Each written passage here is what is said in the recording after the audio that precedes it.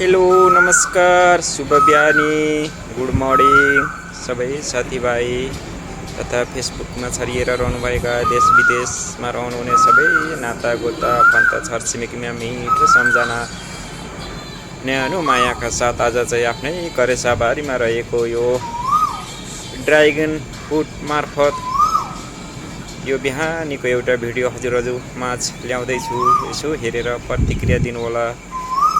सानो रोपेको थिएँ, अहिले चाहिँ यतिको फल्न सफल भएको रहेछ। मेहनत र परिश्रमको फल मिठो हुन्छ भन्थे, त्यही भएर होला आज आँखै लोभ्याउने गरी यसको फुल फुलेर र कोही फुल फुल्ने क्रममा छ भने कोही चाहिँ दाना बनिसकेको छ र कोही भर्खर फेरि चिचिला लाग्ने क्रममा छ। यो चाहिँ सानो छोटो समयमै यतिको हुन सफल भएछ। त्यसैले हजुरहरूमाझ यो आज चाहिँ एउटा ड्रागन फ्रुटको मैले भिडियो पोस्ट गर्दैछु।